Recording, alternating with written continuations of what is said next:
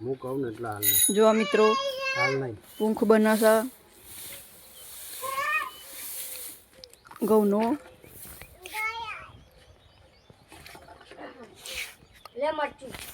ઘઉંનો પૂંખ બનાવ્યા તો જો હજી તૈયારીઓ થશે. આવી રીતના કરવાનું. આવી રીતના આ રીત જુદું પાડી દેવાનું પહેલાં પૂંખ.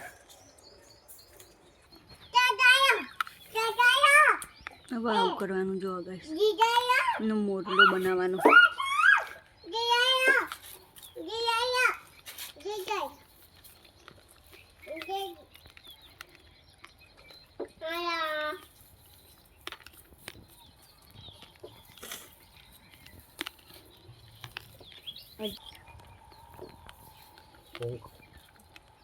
પૂંખ પૂંખ પાડવાનો છે ને ગવાનો.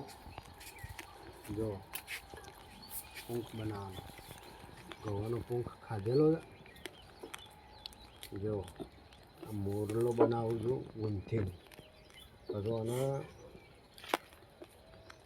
તાપમાં દેવતા હરગાઈને પછી શેકવાનો.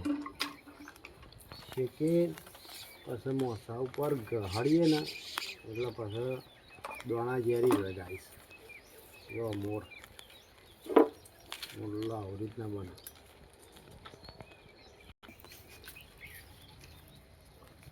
ગાઈસ મોરલો બનાવું. પૂંખ પણ પાડવાનો. પૂંખ ગવાનું. તમે પણ ખાધો હ ના ખાધો હોય તો કોમેન્ટમાં જરૂર કહેજો કેવી રીતના બનાવવાનો મોરલો. હું શીખવાડું છું તમને ગાઈસ. જો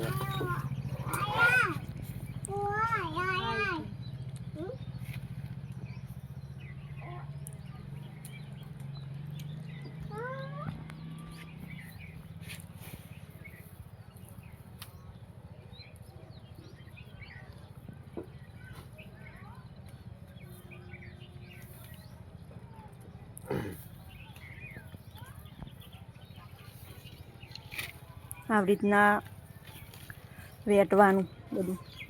મને તો આવડતું નહીં. ઓવન આવડે ગાઈસ. મને તો આવડતું નહીં. મને તો ખાતા જ આવડે.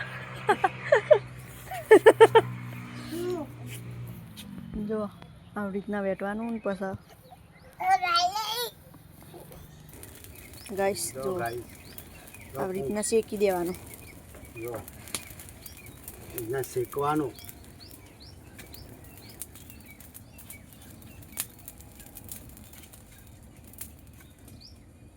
આવી રીતના દેતવા હળગાવવાની ચૂલો અને પાછું શેકી દેવાનો. શેકાઈ જાય એટલે